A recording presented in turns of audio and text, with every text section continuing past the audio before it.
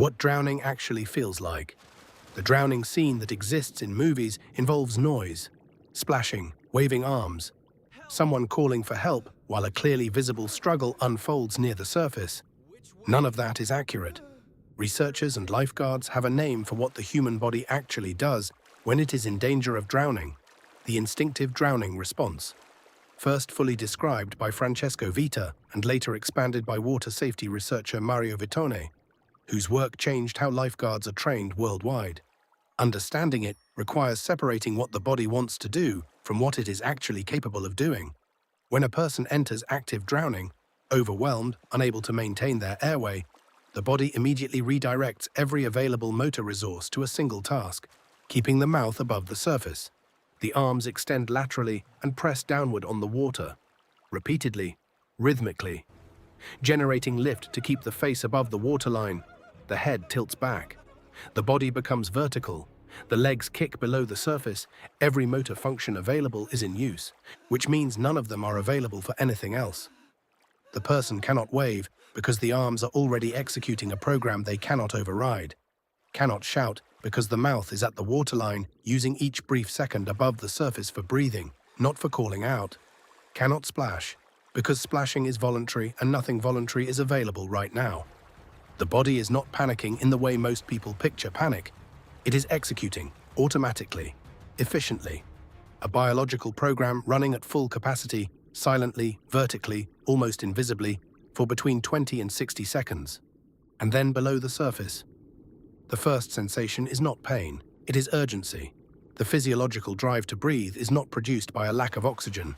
It is produced by the buildup of carbon dioxide in the blood.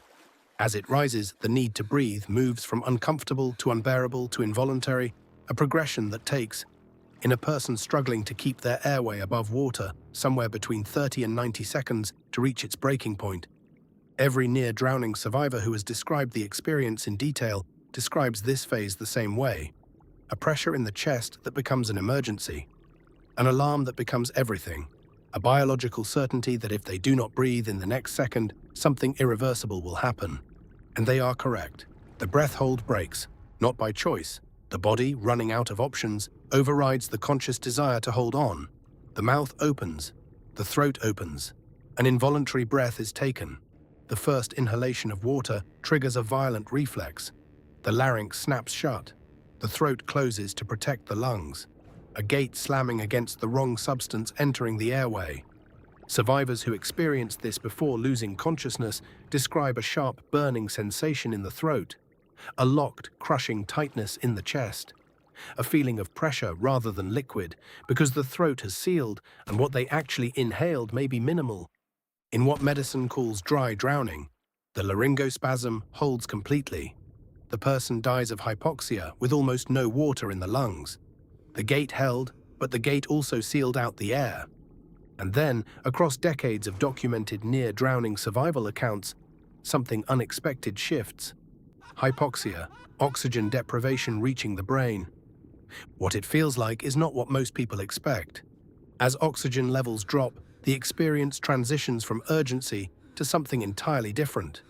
The chest pressure eases, the alarm quiets. A warmth spreads through the body. Some survivors describe an unusual quality of light. Some describe a soft compression of their visual field toward a single point. Some describe memories, specific, vivid, unprompted, surfacing without intention. The brain, losing its oxygen supply, enters a state neurologically similar to deep sedation. The structures that generate distress go quiet before the structures that generate experience. The final sensation documented across the most complete near-drowning accounts is not terror, it is calm, unearned, physiologically manufactured, produced by a brain that no longer has the oxygen to feel anything else. Water temperature changes the medical calculus entirely. The mammalian diving reflex, present in humans and especially pronounced in children, causes the heart rate to drop sharply and blood to redirect to the brain and heart when the face is submerged in cold water.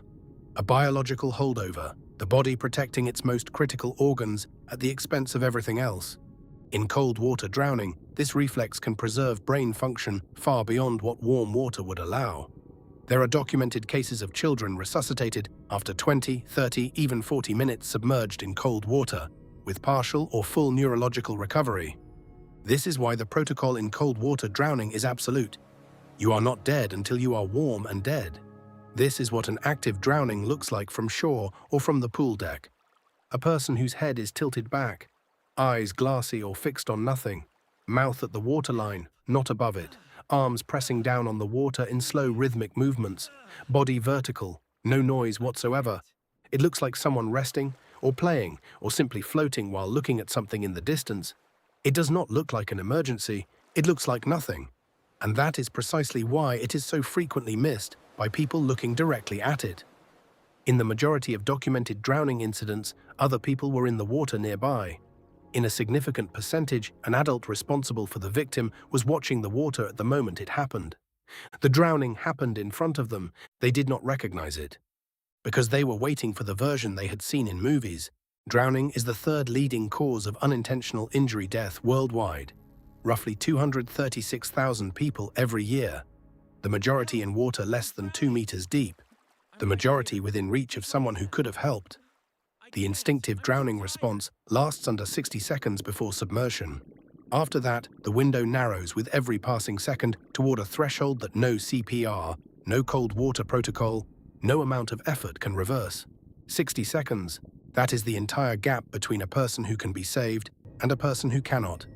And for most of those 60 seconds, standing on shore, looking directly at them, you would see nothing wrong.